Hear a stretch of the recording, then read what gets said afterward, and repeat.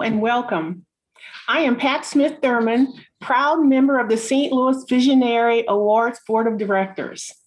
Our mission is to celebrate women who make outstanding contributions to the arts in St. Louis. We will celebrate the 2021 awardees virtually on April 26th this spring. Although we can't gather due to social distancing rules, we know that women artists have continued to exercise their creative thoughts, their muscles in many new ways during this pandemic period. We think you will be inspired by our panel's examples of how to lead and adapt to a changing world while in the middle of health, racism, and economic challenges. Tonight, the topic is leadership in a time of crisis. Serving as moderator is Renee Brummel Franklin.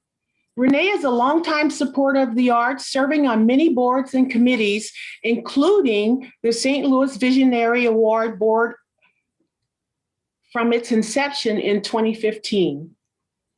She was there in the beginning. Renee believes that the arts have the power to transcend differences and build bridges for mutual understanding while challenging institutional inequities. Over her 20-year career with the St. Louis Art Museum, she has created numerous initiatives to increase participation in the arts. As Chief Diversity Officer, Renee champions policies and programs to ensure that the museum is a welcoming and inclusive institution. Renee gains inspiration from creating entry points for diverse communities to embrace the arts. She redesigned the Romer Bearden Graduate Museum Fellowship, which now serves as a national museum model for increasing leadership and staffing in cultural institutions. Other successful art museum initiatives include the Friends of African American Art Collectors Circle, Youth Smart Teen Assistance Program, Art with Us, which is a community residency art program, and several museum-wide cultural celebrations. Renee is also the author of Artful Message, which is a regular published education column in the St. Louis American newspaper. Renee, thanks for being with us tonight. Thank you so much, Pat. And I want to thank the entire Viz team for making this evening's program possible. Good evening to our panelists and to you, our virtual audience. I am so honored to be having a conversation this evening with three women arts leaders. There is not just one adjective that I could use to describe them. They are phenomenal, talented, intelligent, extraordinary, beautiful, and my list could go on and on. And if I read their bios for each of them, we would have no time for you to hear from them. So I am going to share just a snippet from their bios, and we will learn plenty more about them throughout this evening's conversation. So in alphabetical order, joining us for tonight's dialogue is Lois Conley, the founder and executive director of the Griot Museum of Black History.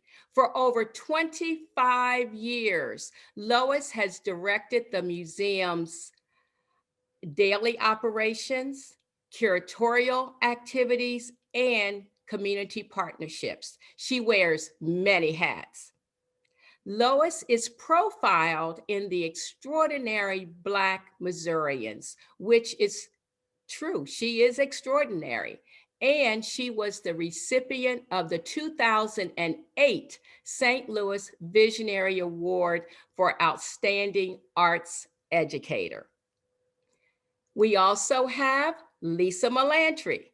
Lisa is the executive director of the Contemporary Art Museum, St. Louis.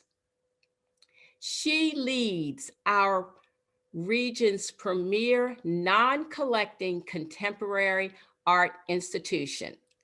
She came to St. Louis and the museum in 2012, and she has expanded CAM's learning and engagement programs at the museum and in the public schools. She's activated the entire museum space inside and out for new art and new artists. And Lisa has made CAM a gathering place for contemporary art and ideas. All this free and accessible to all.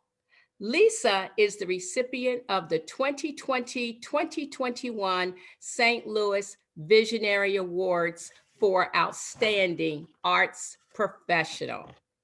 And last but certainly not least is Kelly Pollock, Executive Director of COCA. Lisa is a leader committed to using the arts and education to address inequities and to help all students reach their full potential through innovative artistic programs and performances, through key community partnerships, and an array of support services.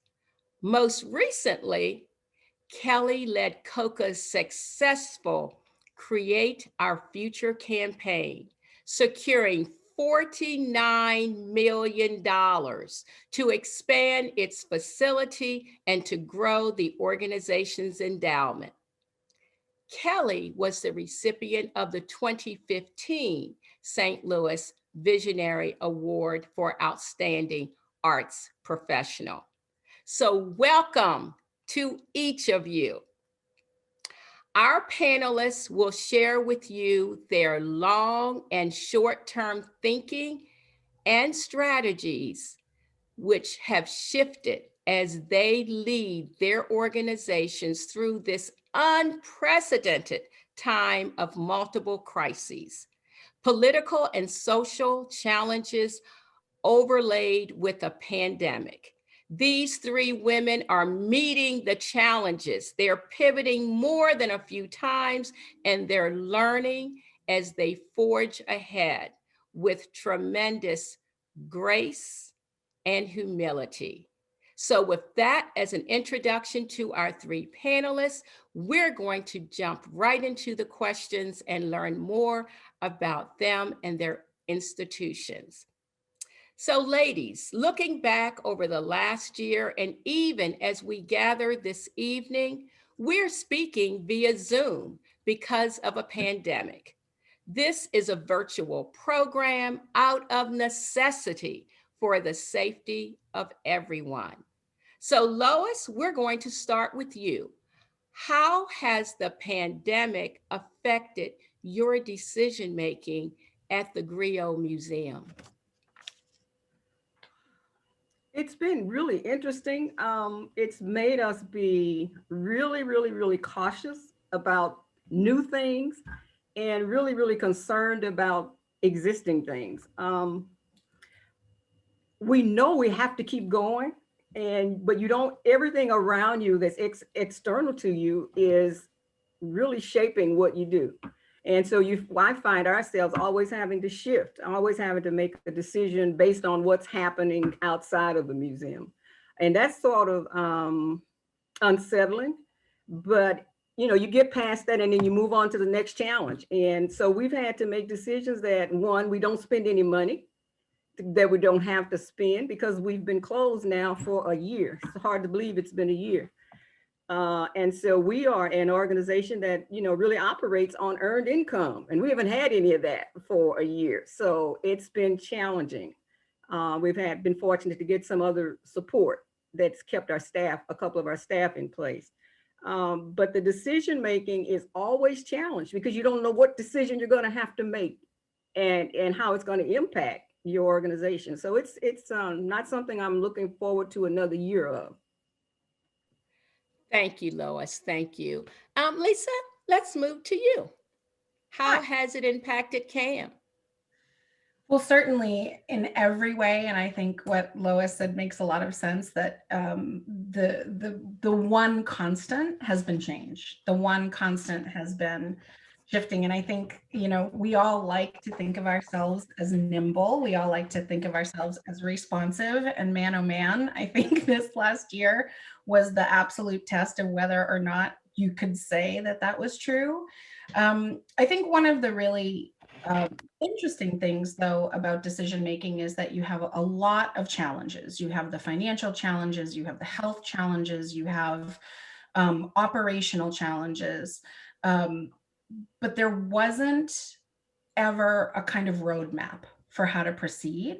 And so I think one of the really interesting things was, even though you're sort of out there dangling, it was a moment to not be able to rely on any kind of decision that you had made previously.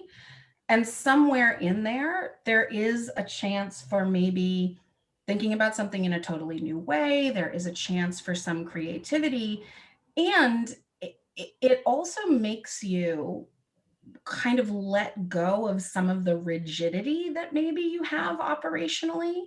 So, and that can be something tiny, like, when you open or how you walk into the front desk, or it could be something absolutely gigantic, like when do you open to a public and what is on view when you do and how do they experience it.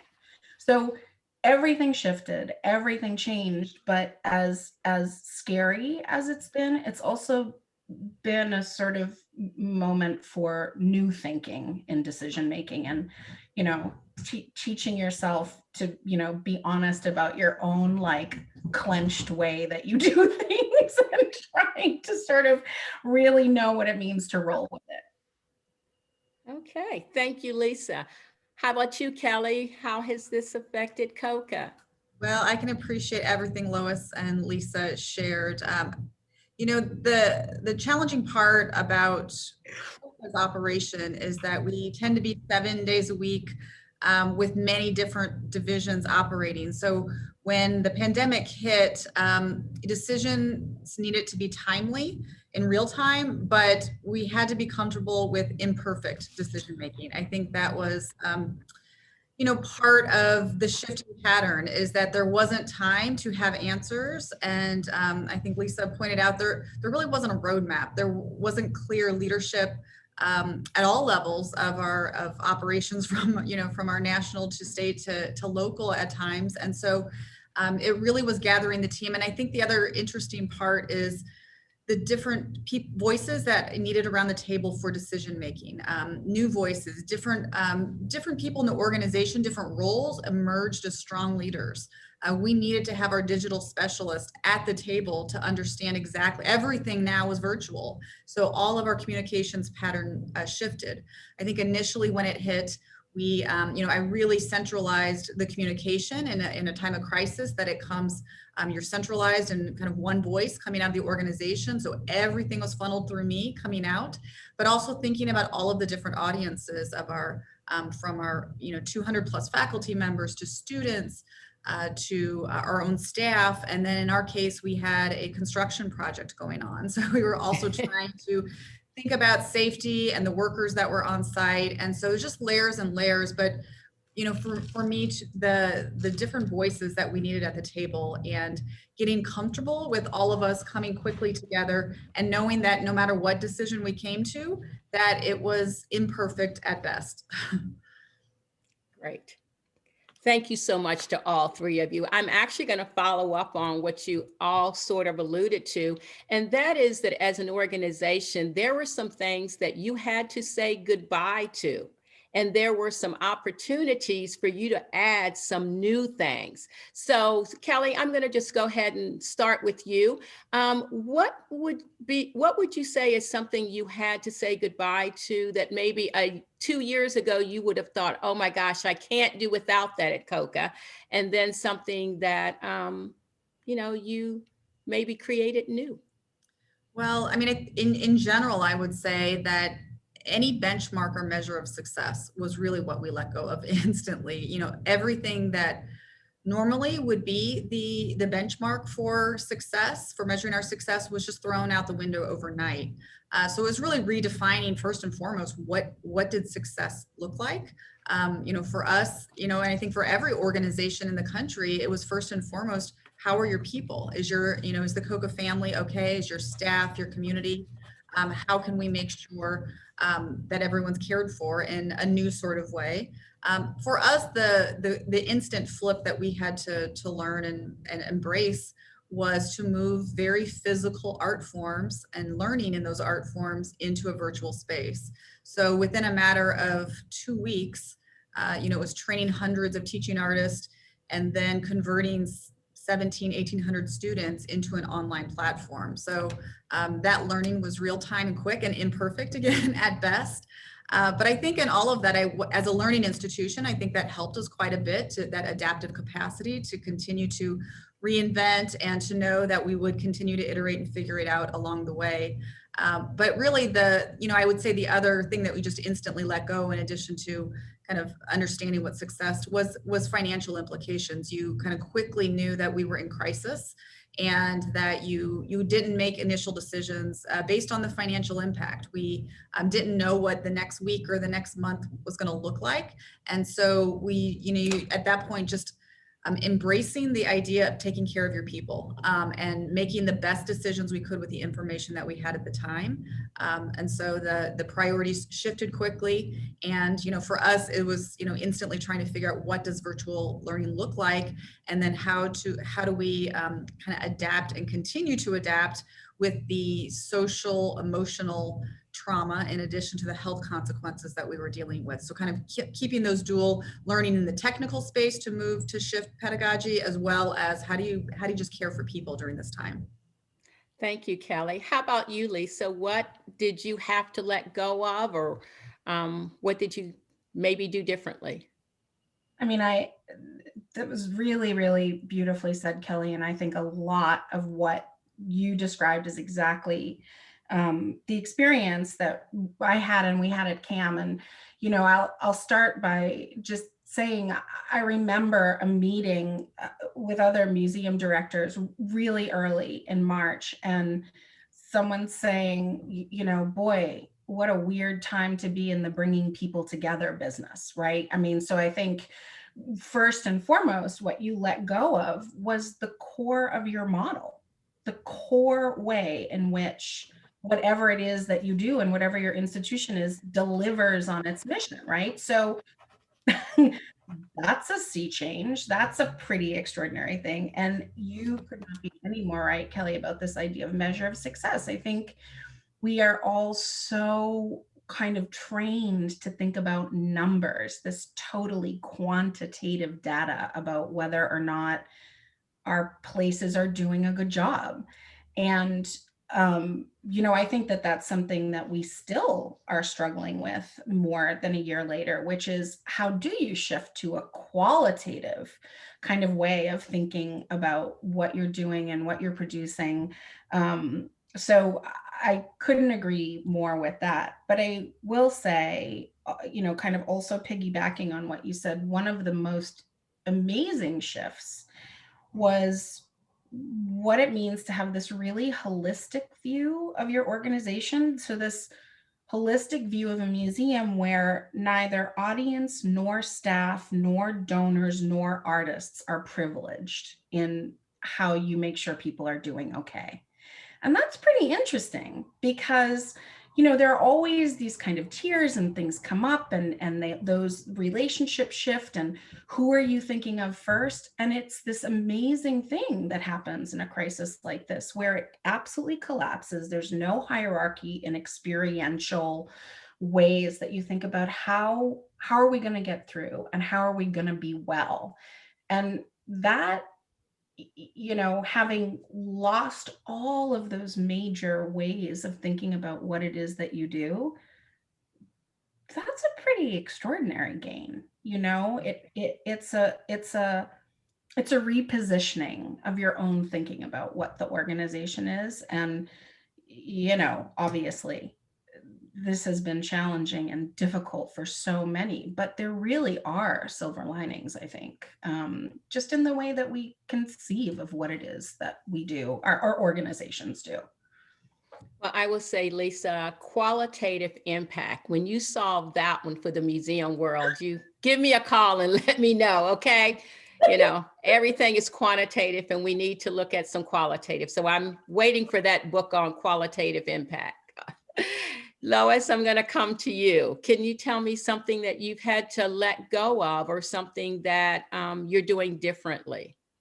Yeah, and I'm pretty much in the same thing as Lisa and Kelly have said. We've, although on a much smaller scale, but for us, it was really strange because we'd come off of a year, we'd ended the year in pretty good shape, and we were just on the momentum was such that we thought we were, heading on into some bigger and better things in 20, and all of a sudden we'd had a great February, because everybody celebrates Black History Month, and we bought a bunch of clothes and things for our gift shop, and we were pumped and ready to go, and March comes and we like, almost instantaneously, you got to stop everything. And so it was like this rude awakening for us. But it was funny that the first thing we thought about once we picked up our teeth and decided we were going to live through it, the first thing we thought about was buying some what do you call that stuff? The protection equipment, cleaning the museum and buying some sanitizer and getting some gloves and getting some signs. Because for one, we knew that this was going to be very short-lived. In a month or so, all of the preparation we had done was going to, be worth it, not knowing it was going to stretch out at least a year or more. And so that was kind of a rude awakening for us. But our first thought was, how do we protect our staff? And how do we protect those visitors who were going to soon be coming back?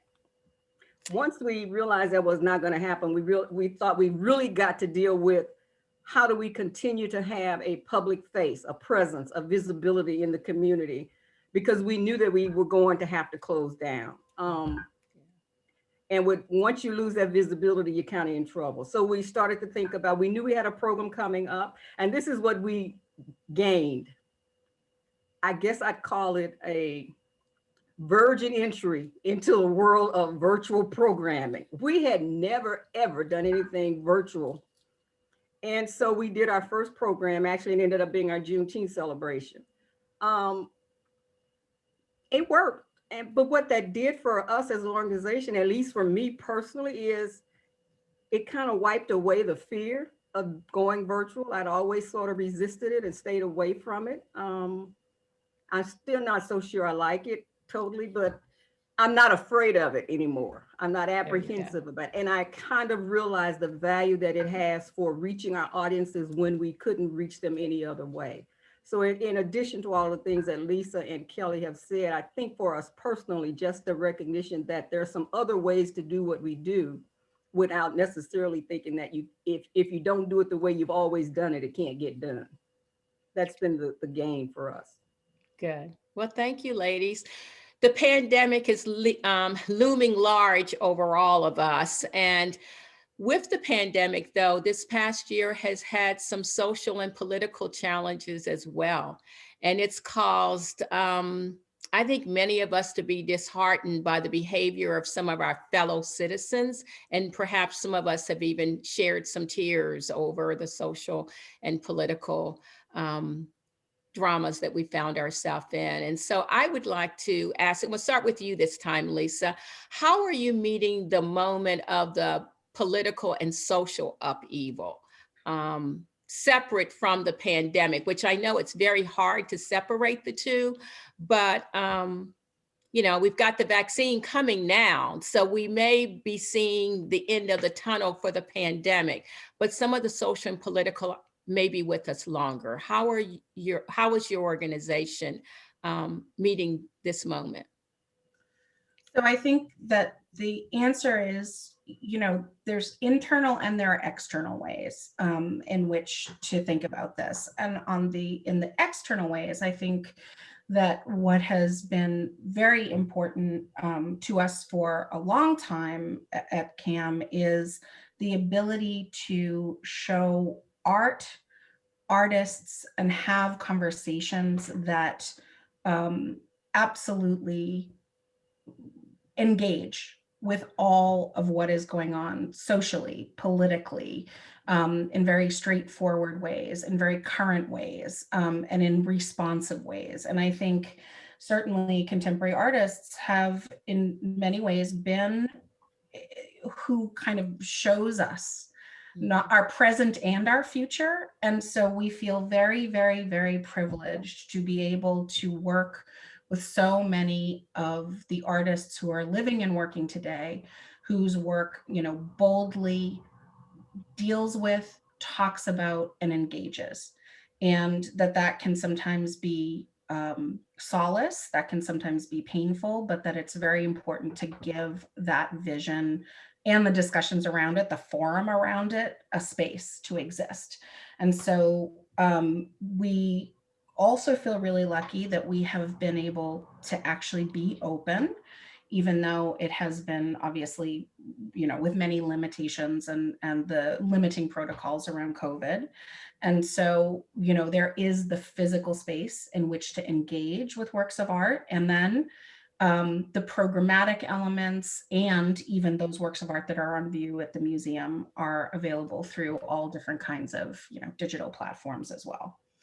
Internally, I think that it has also really been a moment for us to sort of rethink everything. I mean, everything from a mission statement to the explicit work that one does with staff and board through DEI policy as opposed to just practice. And I think that these are two things that have kind of come together. I think you got to do the kind of inside conversation as well as be able to present the outside or external conversation to various audiences. And so it's been I think in many ways, again, very, very much, we feel very lucky to have been able to engage in these conversations, both amongst staff and board, but also with audiences and particularly with artists who can bring this to the fore in a whole host of different ways, not just in an exhibition, but in the way that they talk about that exhibition and in any kind of adjacent and relevant programming. So it has, and you're right. I think that some of wanting to have conversations and have programs have been particularly challenging because of COVID, right? You have these different layers of what is accessibility and how can you get conversations to be as open and inclusive of as many different people as possible during this time. And that is absolutely imperfect, but I think that we are committed to making the effort that we can to keep that going.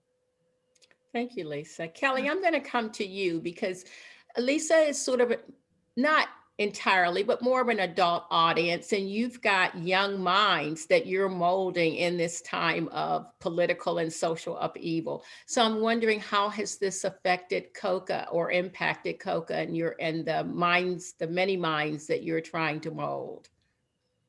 Yeah, I really had a dual approach like Lisa as well, thinking first and foremost internally, how do we start having different conversations? Obviously have been having conversations over the course of many years, but how do we really amplify what we're doing and do that in a different way? But I'll start really in thinking just about programmatically and taking care of both teaching artists and the students that we're serving.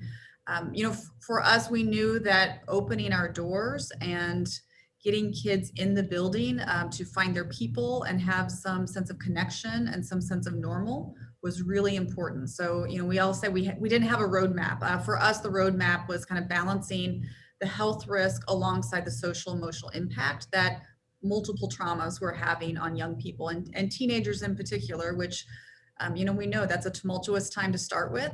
So you can imagine, the impact of a year like 2020 has on young people. One thing that we did, we used our PPP money and we did a whole series of training for our teaching artists to have COVID specific trauma informed training to really talk about not only the impact of COVID, but also how was racial unrest and political upheaval, all that was going on over the course of the year, to check in with our teaching artists, but then how do they have the tools to make sure that they can have the right conversations with our young people, especially as we were having a reentry process late in summer. The fear factor, everything as we were trying to integrate back into a world we once knew. How do you do that? And how do you tap into young people's, their fear, the anxiety, just what's going on, their sense of isolation. So addressing that was a really key thing that we tried to focus on. And then just, as I said, just being present. We have mask on, and of course, the facial expressions, all of that we would, and the hugs, the things that we would tend to do, we break down barriers in the work that we do just by physical presence and being a sense of community in our building. And for us, then we had the other layer of coming into a brand new building that they had never seen. And so we took all of those things seriously and really had layers on layers of training. I'll say for our staff team, we took this, this pause and this moment to reflect on how do we question everything. For us, this DEI work, we call it critical love. So we have our critical love work. And what we mean by that is that we love the organization, the mission, and the work so much that we are prepared to ask really critical, tough questions of ourselves, of the organization. And so we kind of entered into a whole, many, many months, a series of conversations and training and programming of let's rip this Band-Aid off. Let's have these tough conversations and let's ask these critical questions of ourselves. And so for us, it's been a series of ongoing, consistent monthly all staff meetings and conversations, and moving from theory and conversation into real-time examples.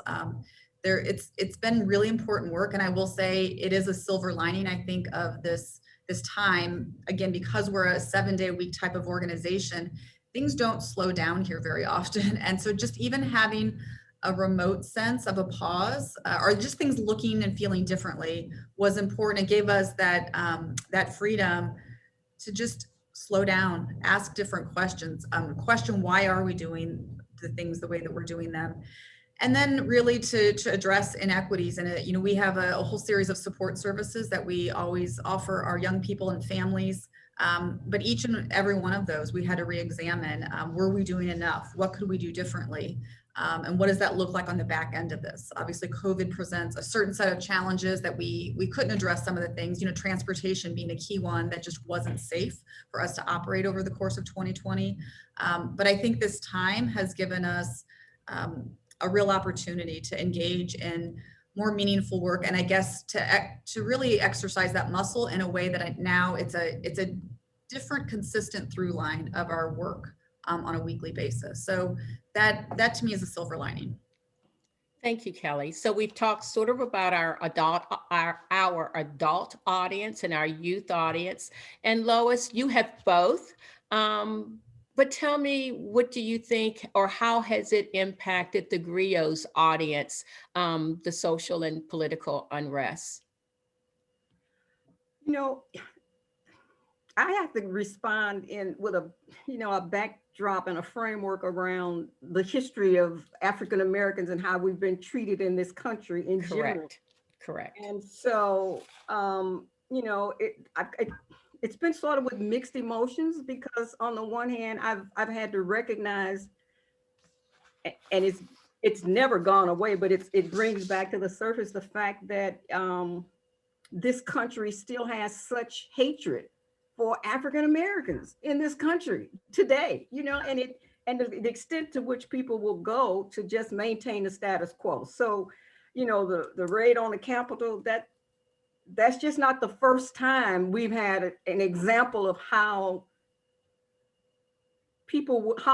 much people are willing to fight and kill each other, even their loved ones, their own people, their own family, just to maintain a sense of power. So I've been almost, I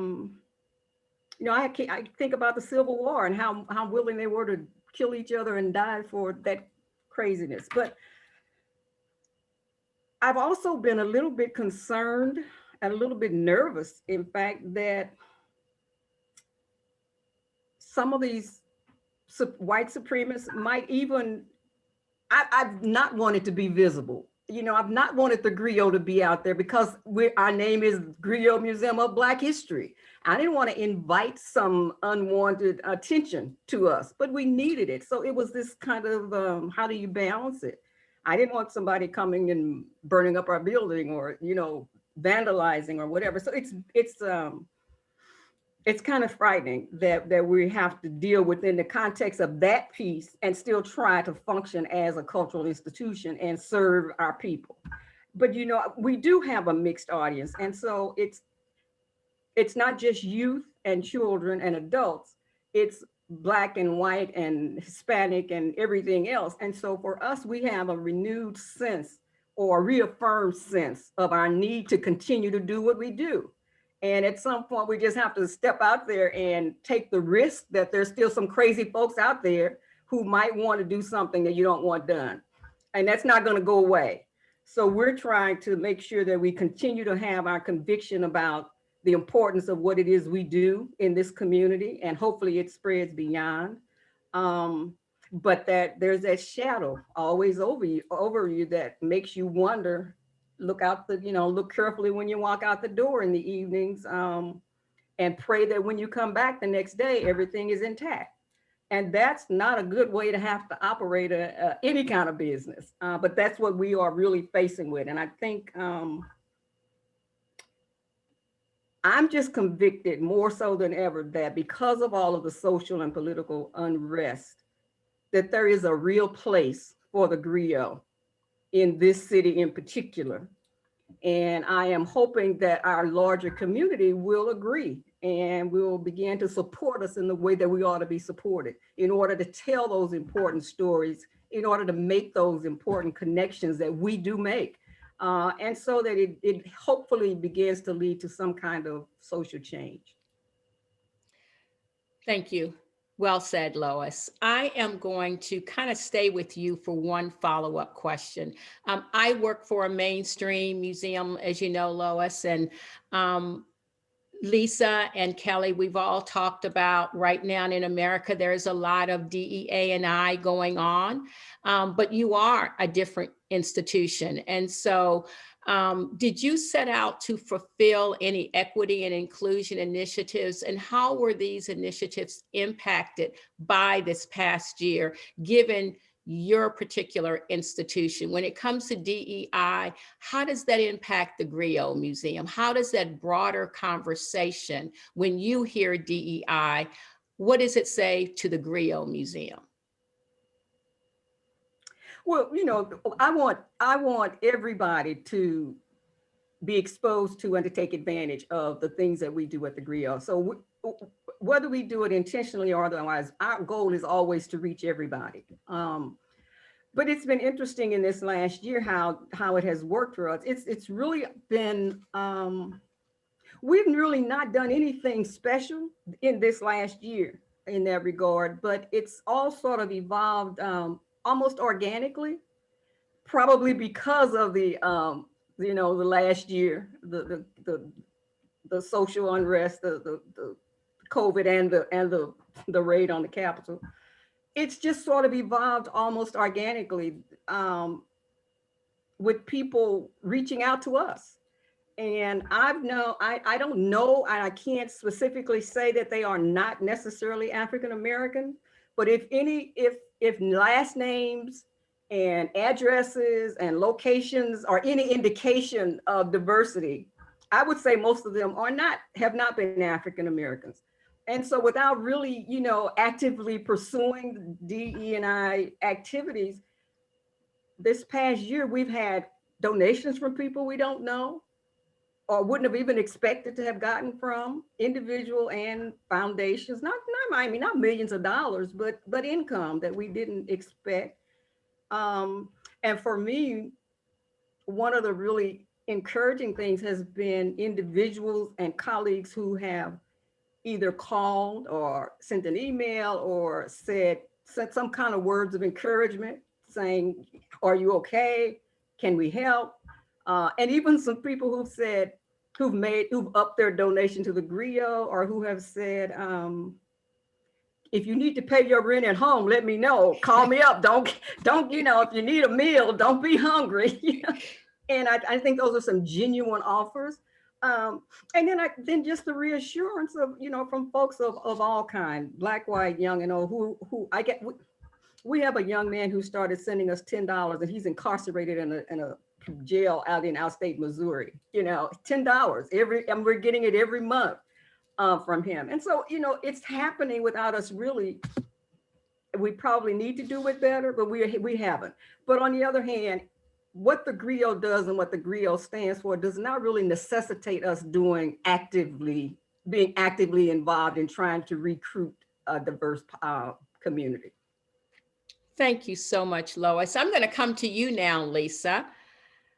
And my question for you is the same thing, speak to DE&I, but also how, if any, you mentioned earlier about your mission and maybe needing to look at that more carefully. Has anything arose for you as far as your mission aligned with DEI initiatives? All of it, mission, administration, operation, protocol. I think the thing that has become so incredibly clear is that, we assume that DEAI is at the core of our decision making and the way that we think about how the museum works.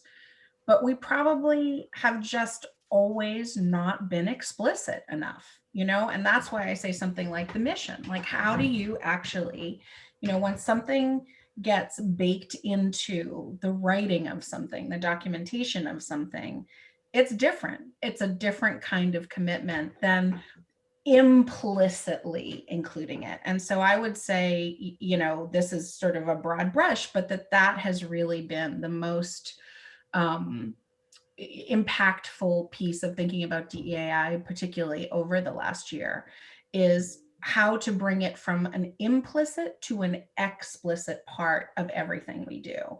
And to be able to have a kind of lens through which that is completely sort of defined by and engaged with DEAI, this lens through which you can make decisions, again, with DEAI at the forefront, right? That it's not sort of an afterthought or a maybe, but that it's explicitly prioritized in the way that you think about things. And so, the thinking about the mission, we are a museum, and I think our mission is a mission that looks very much like one that was written in like 2012. There are these kind of dated moments of things that you look through and you can kind of see what decade something was done in. And so it's very, very descriptive, and it is not embellished with ideas about who you serve, what your desire is to be responsive to which communities.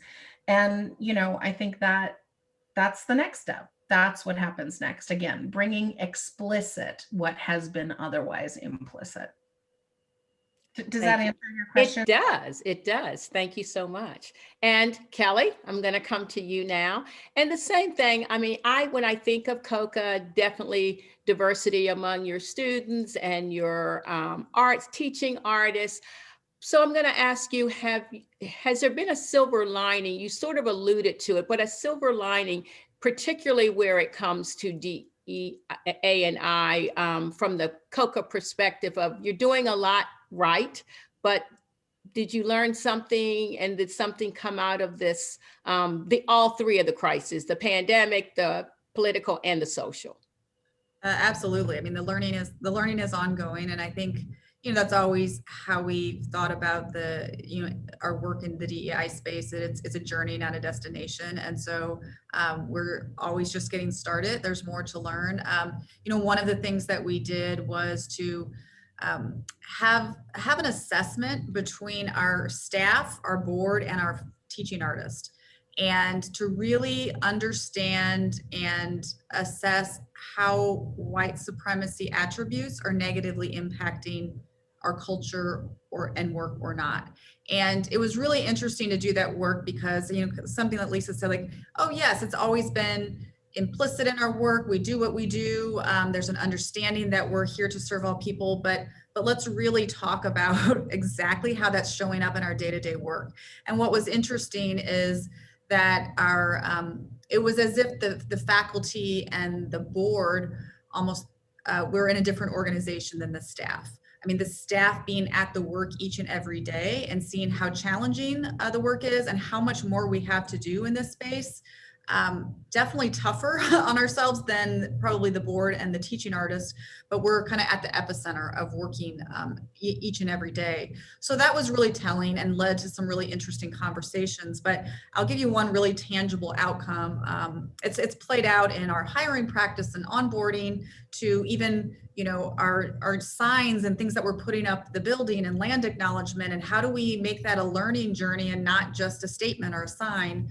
So things like that have been real-time learning for us. But I think one of the most interesting and impactful ways, we decided that through this process, we were going to use this time to really dive deep in organizational master planning. That we knew we had to do this work before the campaign concluded, but then a pandemic hit. So we decided this is really the moment that we have to make sure that we're aligning our strategy and our resources and all of that, so that we can have the most effective impact in the community that we can possibly have. But in doing that, you know, we put together an RFP and we put it out to, or we were about to put it out, was in draft form, and we really opened up that RFP process to the staff in a way that maybe in years past we wouldn't have. We also put a task force together that had staff members from all tenure and different parts of the organization. So it wasn't just a small group of, you know, senior staff members. And what that conversation led to was more conviction about putting equity at the core of our strategic planning process, of our organizational design and succession planning, of our financial modeling. And so we really shifted all of the language and positioning of that RFP and selected a firm based on putting equity at the core, at the intersection of our arts and our mission. And I think in doing that, we selected a partner in that work that will lead to some, I'm hoping, transformative work ahead. But I think that's going to have a generational impact potentially, in terms of just thinking about how do we ask that question, you know, the multitude of questions in that space, and use that as a lens through everything that we're doing. No doubt will lead to challenging conversations and difficult decisions as we try to balance mission and financials and all the things that, you know, organizations have to do. But I do think that would not have happened, I don't think, if not this year. Thank you all. I have a couple of questions that have come in over the chat, and so I'll ask those rather than continuing with one last question I have for you. But one that I had, and it's come in, that I think is a really good question is, we all jumped through hoops when we had to go to virtual, right? We were learning as we went along. Probably many of us kind of did those things we were used to doing, but then we started doing things that we had never done before. So I want to know from each of you, is there a virtual program that was created in part or in full due to the pandemic that you're like, aha, this is it, I am going to keep it, whether we go back to hugging each other or not, this is going to stay a virtual program? Any thoughts about that? And anyone can jump in first. What program or virtual program do you think you might keep? I think See, I said jump in, right? Without me orchestrating, and you both went. I'm going to go. I think I heard Lisa first. So go ahead, Lisa. a lot of them. And I think what we realized is that even if you're doing something like a tour, but it's virtual, that there are different people watching it than those who would come in to the museum historically. And so, boy, you don't want to get rid of that, right? Because that's a completely different audience. You have a different chance at audience development. You can reach people who don't live nearby. You know, it's a completely different kind of audience. And so I think from, you know, artist talks to tours to programming that was meant to be either digital or on the airwaves, you know, not on site at the museum, I think we're going to have to really think hard about which ones to let go rather than which ones to keep. All right. How about you, Kelly? You were just. Yeah. I would echo that. Most everything that we have done will probably continue in some form of hybrid. Hybrid is the word that we're using consistently these days. So our Coca Cabana event will be hybrid. Our performances are going to be hybrid. We have reached new audiences as a result. I will say one key program, our Coca Biz work, which is arts-based training for the business community. They adapted all of that work, and we've been bringing that out in a virtual format. And it's forced our hand. We work with global companies. And so the thought of how can we now use what we've done and developed and scale that to places across the country, work with other arts organizations to perhaps deliver in person, but have a virtual component.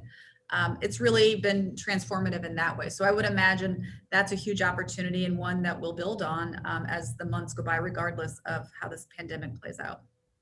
Thank you, Kelly. And Lois, what about you? Well, I told you this was our first attempt at virtual programming at all, but and since then we've done a second one just this past February. And then we have another one coming up in March, which in conjunction with Harvard University. And so we're going to do that one virtual, but I don't think there's any one program I'd like to always do as a virtual, but I like the option of doing something on a virtual. And I guess I'm not afraid to try them anymore.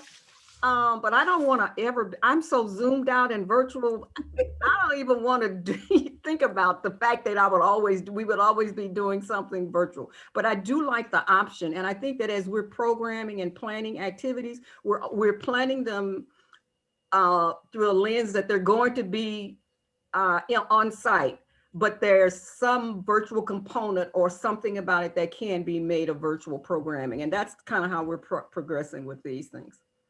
Okay, thank you. We're getting lots of questions, and I'm going to say right now, we're probably not going to have time to get through them all. So I'm going to maybe ask you guys to shorten your answers a little bit so that people get their questions, and I'm reading them. This one is for Kelly. When will the organizational master planning be completed, and will a report be shared? Sure. We haven't started yet, so we're set to dive into that work in April, and it'll be about 4 or 5 months. So our fiscal year starts September 1. So absolutely, we want this to be a learning journey, and also there'll be lots of stakeholders involved in the process. I don't know exactly what that design will be and look like, but it will be open, and absolutely hope to share the learning and have report out to the community as we go through the work. Great. We have another question. We've got 3 wonderful, talented women who are running their organizations talking with us tonight. And we also talk about community partnerships. So there's someone in our audience that would like to know, is there a possible partnership between the 3 organizations, Coca, CAM, and the GRIO? Let's do it. Let's do it. Okay. One of the silver linings for the GRIO has been, the development of partnerships, community partnerships, both especially during COVID, but even some before, and looking toward down the road for more of them, some of which have been developed since COVID and all of this past year. I'm looking forward to as many as we can do. All right. And I'm not joking when I say I was in a meeting earlier about a potential partnership idea with the Contemporary. So Lisa's ears are burning. Like, so yeah, I see the 3 of us working together. Let's do it. I'm ready. Okay. All right. Good. All right. We have another question, and it is, what are your approaches as mandates and COVID-19 mitigations begin to shift toward increased capacities? We are going to start gradually opening again on March 17th, but it will be within the confines of all of those restrictions, limited occupancy, all of the safe distancing practices, and we're going to look at that and see how it works, and if it's working well, with the few staff that we have to make that possible, if it's working well, then we'll gradually ramp it up, and if it isn't, we'll ramp it back down. The key to this whole, whatever we do is the safety of our people, both staff and visitors. And so anything that looks like it's going to challenge that, we'll just not do it. How about, well, CAM is open. So are you open at full capacity? Probably not. No, and in So- fact, actually, it's really interesting what you said is if it doesn't feel comfortable, we're just not going to do it. So we have actually, I don't think ever been at the upper limit of capacity, even as it is a kind of allowed by the CDC and even local government. And you know, there's the science piece, which is sort of what are the mandates, what are you hearing, what are you allowed to do? And then there's the kind of intuition piece, which is how's everyone feeling who is a front of house person and who's working with the public? And, you know, what does that look like? And I think somewhere in between those two things is, you know, where we would make decisions. But I do not feel any need to ramp up or increase visitation at the rate that it is allowed. I would much rather sort of take it really, really slow and with extreme conservatism and make sure that we all remain well.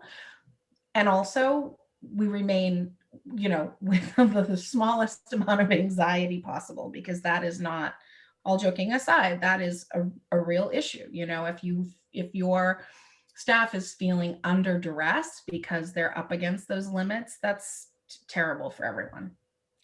I agree, Lisa. How about you, Kelly? Well, we've Can you been add? open on the educational side since over the course of the fall and this semester, and everything working in hybrid. So students have options of coming in person at lower capacities. You can look at all of our studios. We have grid lines, and so everyone's got a box in their grid line, but it's hybrid. So voice classes, things like that are all virtual. Some things, we have live students in the studio. Some are also then participating in a live stream. So we'll continue to operate in that live stream format for most of our programs. We will have summer camps on site. We'll be in studios, we'll be virtual, and we'll be outside.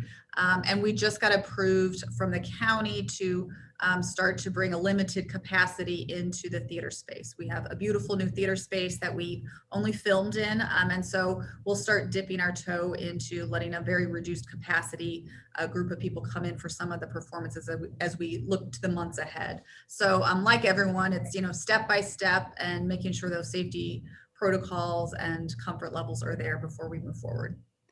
Well, we're coming up on the clock, so I am going to say, Kelly, Lisa, and Lois, thank you so very much for sharing your insights with us this evening. I cannot think of a better way to kick off Women's History Month than to celebrate you and your visions and your leadership in the arts, especially during these current crises. We wish you and your institutions much continued success, and I'm going to turn it back over to Pat to close us out.